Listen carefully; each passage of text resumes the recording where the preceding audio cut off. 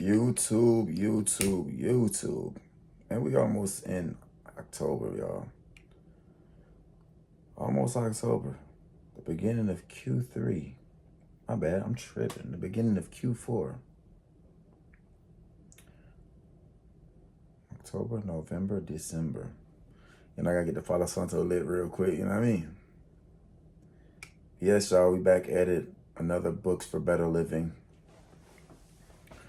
And please, man, if I got time, once again, tell me how y'all feel in the comments. Give me some feedback. What can make this better? Because reading is not popular as it should be, in my opinion. But being rich isn't popular either, so it makes sense.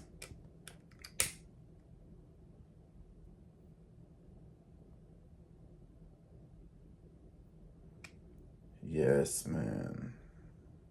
You can have a better life by doing things that will make your life better. See, what it is that what we do is we think what feels good is good for us. There's a difference between being good to you and good for you. And everything that feels good doesn't always mean it's good for you. And I think the older you get, you start to realize that. And even when you realize that, the key is to be able to trust what you realize. Because there's a lot of things I think that we think about, and a lot of things that we realize, but we don't trust it. So we don't change our lives. We don't let it affect us in a positive way.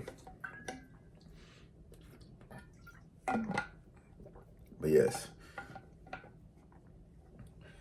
y'all remember to like, subscribe, and share, please.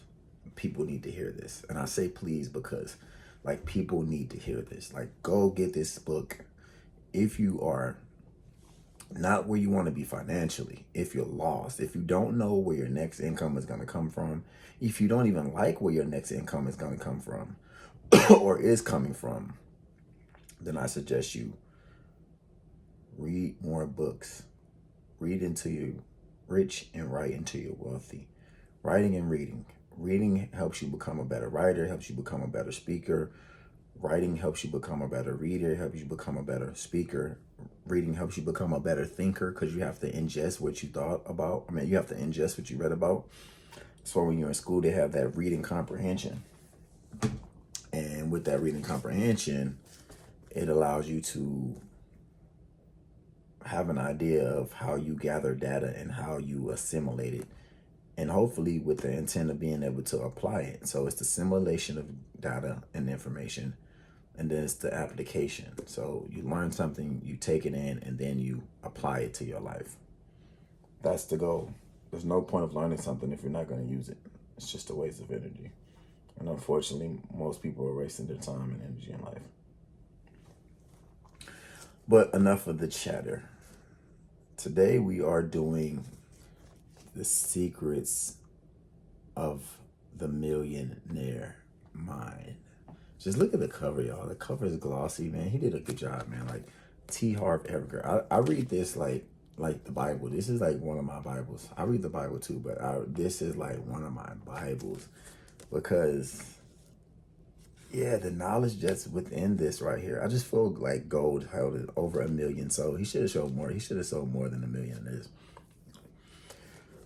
But like this book has so much useful information, bro. Like it's crazy how much this book has, how much useful information it is. But like y'all know, if y'all tapped in, like all of my book testimonies, they're not reviews, these are testimonies because I'm telling you about what this book has made me do and how it's affected my life and how it's changed my life in a positive way.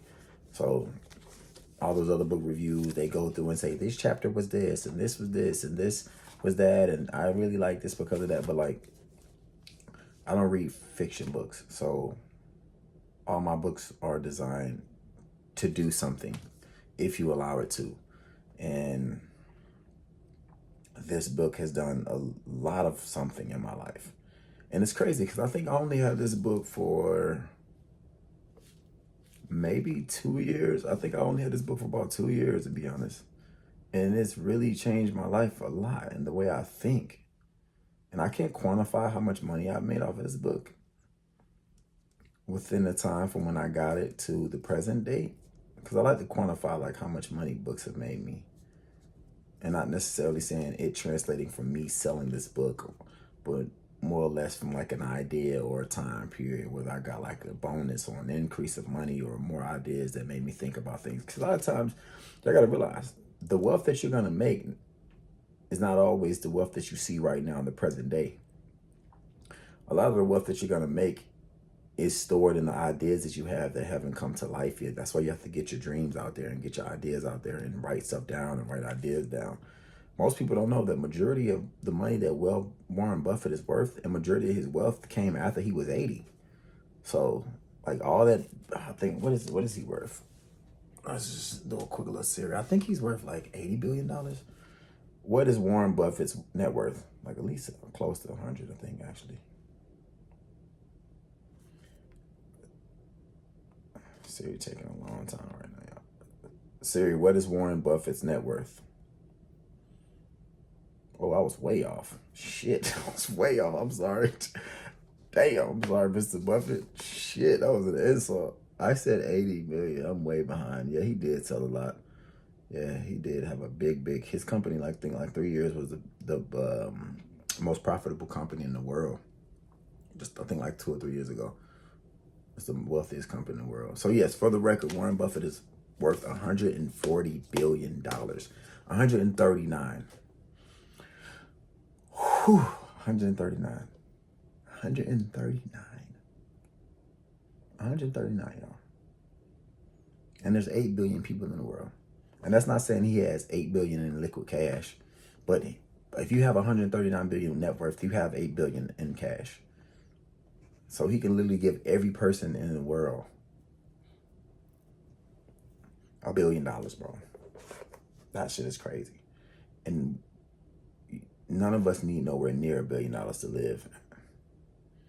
But like, the fact that Warren Buffett has that much money, it just shows with time and being focused and having your goals and your ideas and not being afraid to say, you know what, it might not come now, but it will come later on if I keep putting energy behind it and if I keep thinking about ways to tweak it and make it better. Iterations. You have to have enough iterations. One thing Myron Golden said that was good, and I'll get into the book. He said, most people don't stick around to wait for them to become good at things that they're bad at. So it's like, when you know you're bad at something, you will give up before you even get the chance of seeing yourself become great at it. And that just shows you haven't done enough iterations, that you haven't had enough times up to bat to swing to be like, all right, or enough shots at the free throw line or the 3-point line to shoot the ball in.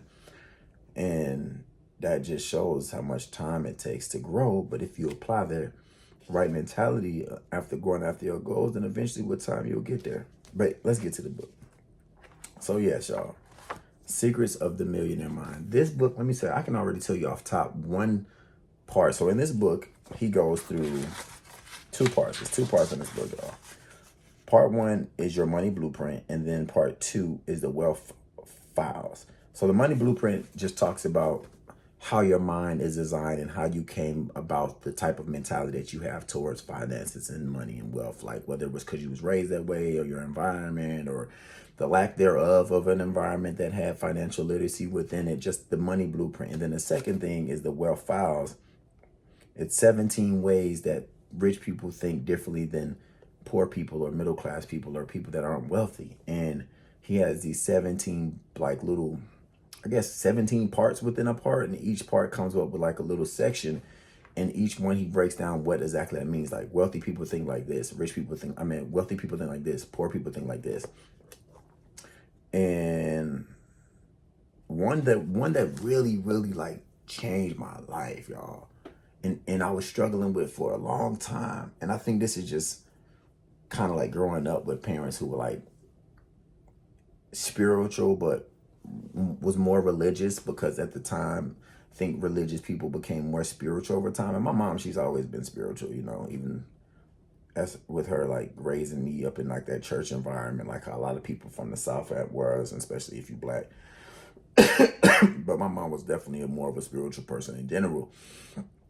But when I was younger, she had a lot more religion in her, just dialogue in relation to just spirituality in church. And I think the thing that got me is that when I was younger, because I didn't grow up in a household where like the parents sat me down and told me about money, and and money was taboo. Like I grew up with my stepfather and stuff, and he really didn't talk about money. It was like, it was guarded. It was like, this is what adults have, and kids, you don't know about bills, and for whatever reason. But as a kid, I noticed that because of the paradigm that I had in my life about money being guarded, but also about money being something that you can't really have if you're like righteous, and if you're good, and if you're a good person, and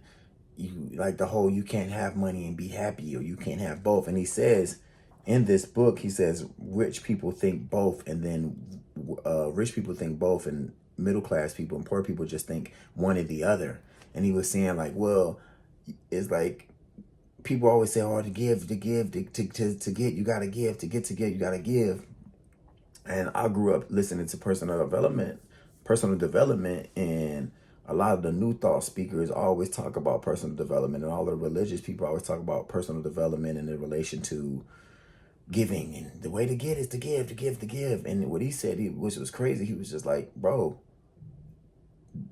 they live together. They're not mutually exclusive. Like, to get, you have to give, but once you give to somebody, that person is receiving. So if you're giving and somebody's getting, that person is also getting too, and it's back and forth. So the only way to really get is to be able to be a person that's receiving. You got to know how to receive, and you have to know how to be able to have both. Like, you can't say, oh man, my leg's good, but I don't want to take my arm. It's like, well, can I have my arm and my leg? So it's kind of like that mentality. Like, well, you can't be happy and rich.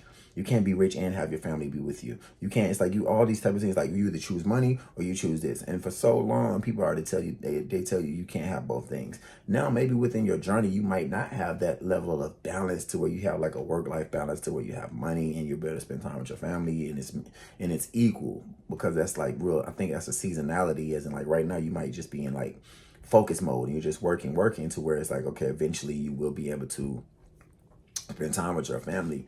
But him putting that into my mind really made me think like, man, I can have both. I can be happy. I can have the car and the house, and I can still be happy and still be a good person. You can be beautiful looking and still be nice. You don't have to be pretty and be, uppity or pretentious or feel like you just mean to people. Like, you can have both. And to me, I'm that type of person to where I feel like I don't like having limitations and setting limitations on myself, because I feel like I'm boundless energy, and I come from a source that's boundless energy. And when you tell yourself, or you are surrounded around the dialogue of, oh man, I got to choose one or the other. Oh man, it's an ultimatum. Oh man, it's like you giving me an ultimatum now. I got options. It's either this or that. And of course, in life, you're going to have to choose. You can't walk the fence. One wolf is going to eat the other wolf, of course. But if you have that mentality of expansion and realizing that you're limitless and you come from boundless energy, then you're not really concentrating yourself and like centralizing one thing just to obtain one thing. It's more of thinking how things are interconnected and saying, you know what? If I focus on happiness first, and if I focus on being this type of person, then with that comes the money. It comes this, it comes this, it comes. You start seeing the connection between everything, and then you start realizing like, man, I don't have to sacrifice all these other things. I don't have to, sacrifice this or sacrifice that, or have to give certain things out. And I don't have to let go of those other things, especially if they're not opposing forces. Now, of course, if things are opposing forces, then you can't do them at the same time. That's just how the game goes. You can't say you want to have fucking healthy lungs, but you're constantly smoking cigarettes or constantly smoking weed or vaping and stuff. So it's just, when it comes down to understanding the both mentality, I think that's one of the biggest things that hit me in this book. So yeah, he says wealth files 16, wealth files 17, and they're all different little wealth files. But I think that's one of the greatest wealth files and parts in this book that changed me. And I'm constantly thinking about that now to this day, because when I start getting a little, I get a little, not necessarily frustrated, but maybe frustrated. Yeah, I get a little frustrated and discouraged sometimes when I'm seeing certain things. I'm like, okay, is the universe telling me I have to let go of this thing and I can't have this and that? And then I look back, I'm like, are they opposing forces? Or like, is one thing gonna make the other thing seem like it can't exist because they're opposite? And then I look back and I'm like, no, they're not. And it makes me realize, okay, well, what thing do I need to get first to be able to have these other things that I feel like I'm missing, that it makes it seem like I have to sacrifice this other thing for the sake of the other. And I think if you can have your mentality that you can have both, but you have to have both with the intent of saying what action, or what, pretty much, who do you have to become to be able to have these things in your life? And then what actions do you have to do? What do you have to do to have these things in your life? Then I think if you start thinking like that, you don't have that mentality of where it's like exclusive. It's like it's either this or that. Yeah, that really, that's a major one for me, man. Because I'm stuck thinking about it. I'm like, man, like, I wonder how much time before when I read this book, when I was just like, dang, bro, I gotta give this up to have that. In reality, I was thinking about it wrong. I was like, you really don't have to give that up. You just got to figure out the person that you have to become to get both of those things, and one thing gives you another. I think we just get so stuck on one concept of something, not realizing everything's interconnected. So I'm not gonna harp on that too long. I'm sure y'all, hopefully y'all got the point. Hopefully y'all I got what you mean. Yeah, I'm trying to work on my brevity, y'all, and really like I'm working on becoming a writer who doesn't have to say that much. Like if they say, oh, a picture says 1,000 words, then I'm just like, well, how can I make it seem like a picture and not have 1,000 words to describe what I'm trying to say? That's one of my biggest goals. The next thing is kind of similar to what I said earlier. He was saying that rich people are good receivers. What does he say? Rich people are excellent receivers. Poor people are poor receivers. And that's goes back to that giving and receiving thing that made me think about being able to say, you know what? In order to really, really be able to be ready for the life that you want, you have to be open, and you have to set the space, and you have to set the environment for those things to come into you. And one thing that's father I heard Jim Rome said, and don't quote me on it, but he said something to this like something similar to what I'm about to say. He said, he was explaining how people have these big goals, and like people have goals and they want to do these things and they want to have all of these amazing things in life, and they want to have all of these like big accomplishments, and they're not setting the space for those accomplishments to come to their life, and they're not realizing like how vast the world is and the universe is and how much you can actually do in this life. And he compared it to you going to the ocean with, I can't remember the exact thing he said, how small, but he's like, you're going to the ocean with like a teacup, you know, or like a thimble or something really small. It's like trying to gather water out of the ocean and you're just taking a spoon. It's like, bro, it's the ocean. Like, you know, you can go in the ocean with, bro, we don't have anything big enough to capture all of the water in the ocean pretty much. So imagine the most largest thing you can think ever to try to capture in the ocean, the Pacific Ocean. Bro, there's nothing. You can't think of anything that you like, you know what, if I can take this thing that's big enough and I can take it to the Pacific Ocean, it'll carry all the water in the Pacific Ocean. Bruh, no, that's not happening. It's not happening whatsoever. And that's what he was saying. He was like, people, you go into the world and you have this idea of what you want, and it's all out there, but your space for you to receive these things is so small, and you're not thinking big enough, and you're just going to the ocean with just like a little thimble. Y'all know how small a thimble is? It's like as big as a thumb, and I don't even have a big thumb. Like, it's as big as a thumb, like probably as deep as how much of like a little kid's thumb is, and you just go in there and sticking that thimble in the ocean and be like, all right, this is all I'm gonna get out of life, and then you're wondering why you don't have that much.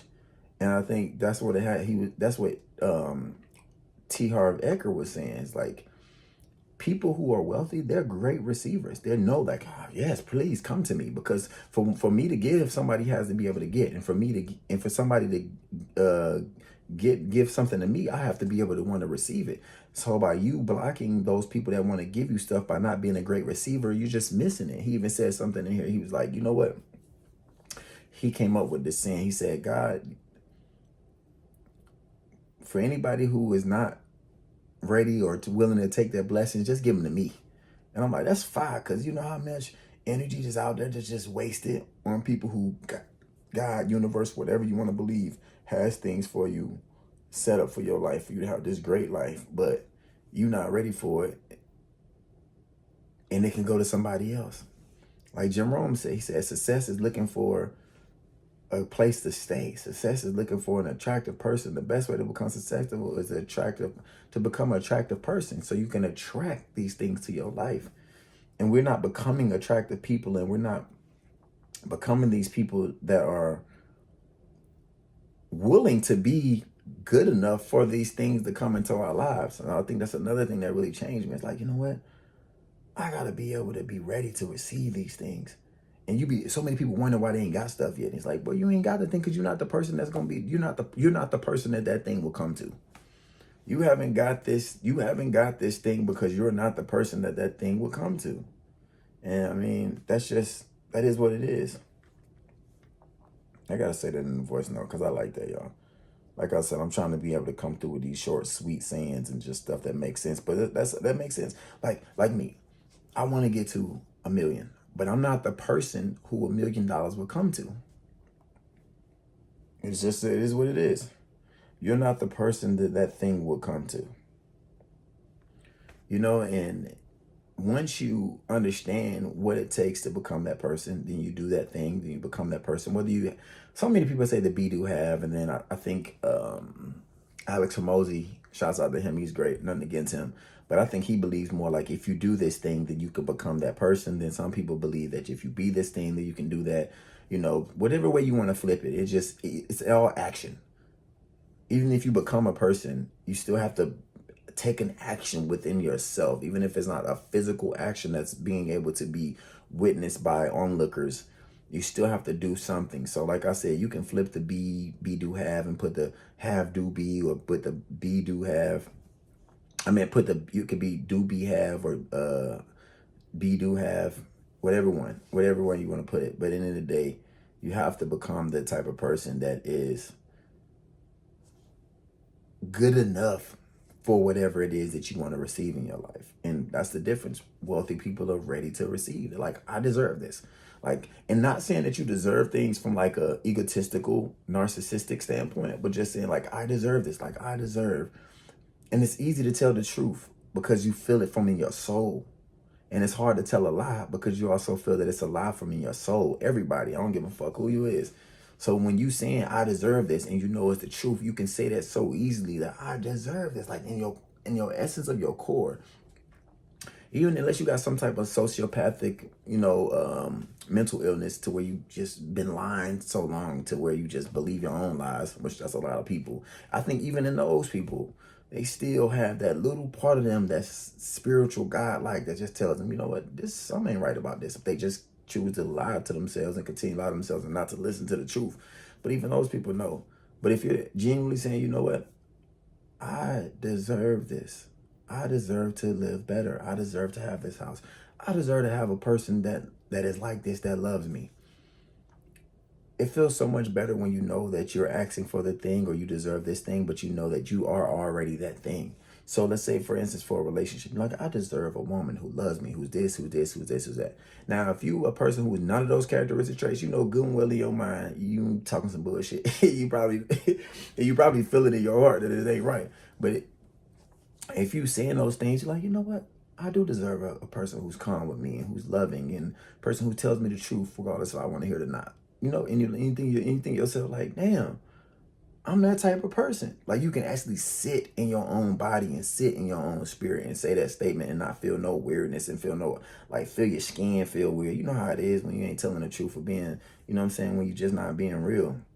And I think that's the type of energy wealthy people who get it in that way, at least, That's the type of energy they walk around with the world. They're like, I've done enough. I've been this person. I'm this type of person. I'm open. I'm open. So those are probably the two biggest things. There's plenty in this book. For the sake of the video, I can just go through and look at something else that just, I'm talking about. Like I said, I've already read this book. I'm on my 4th time reading this book. And I only had it for, like I said, I think like a year or so.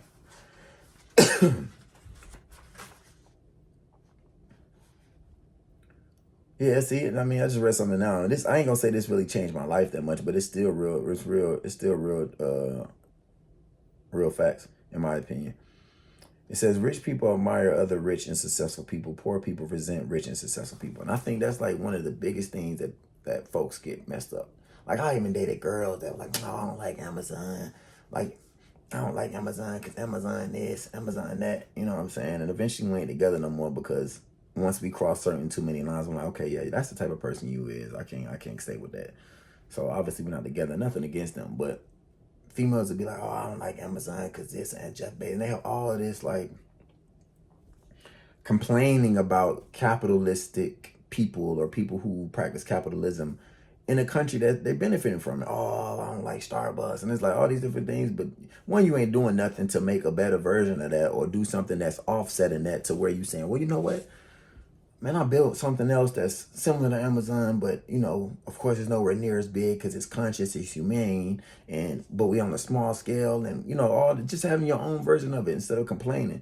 And I think that's what a lot of people do because it's easy to complain.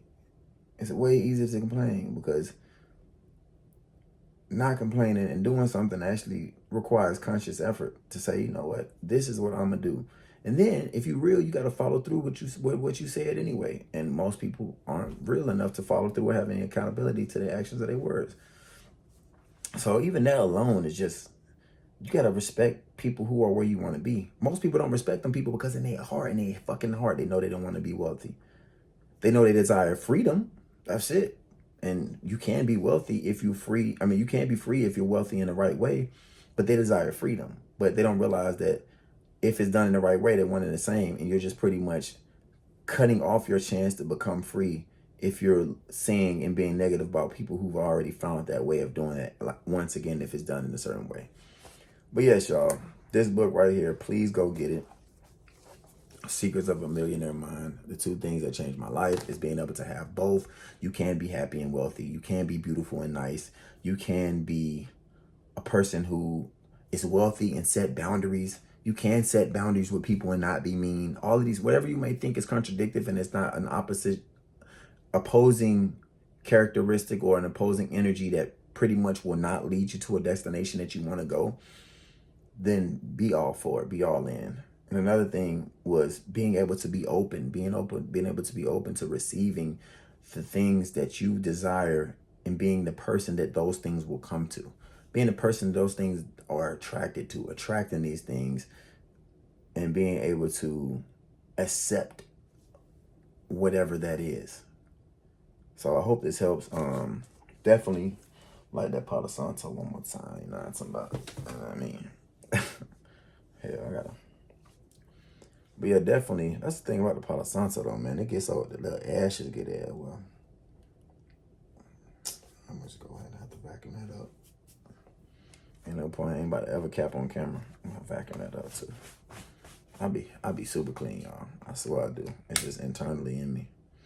But yes, man, I hope y'all can go check the book out. Those are the things that changed my life. Like, I'm telling you, it changed my mentality. And that's what's crazy about it. If you notice, and it's not a gimmick. It's not a fucking gimmick, y'all. Most books that have to do with money have to do with the mind, y'all. There's a reason why it's called Think and Grow Rich. What the other book we just did? I did a better business, Psychology of Money. Like, once you realize that it starts in your mind, like all things, ideas, everything that you see, everything that your eyes have witnessed, everything that your two fucking eyes have witnessed, even my beady ass eyes, even everything your eyes have witnessed was in somebody's mind first. Whether you believe in God and Christianity or religion or not, even in the Bible, y'all, it says, before God talked about love and his 10 commandments, the first thing he did, he told us who he was, because he told us who he was. He said, in the beginning, God created. In the beginning, God created. So if you're not creating, you ain't embracing your God self, whether you believe in religion or not. I made more money off of creating than anything. And you know how? Because even when it comes to a job, I had to go in there and create the resume. I had to go in there and create and become the person to create my mind to be able to say the things for the interview. I'm constantly creating books, creating seminars, speaking engagements, creating music, creating ideas for days. So everything came in your mind. So it's not a fucking gimmick that the road to wealth starts in the mind. But the road to destruction and the road to poverty starts in the mind and begins in the mind as well.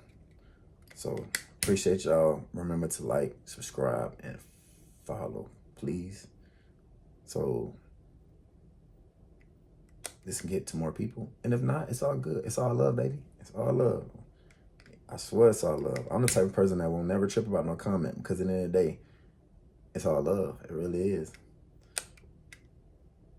I hope y'all love yourself, man. And remember to write your world into existence. All right, out.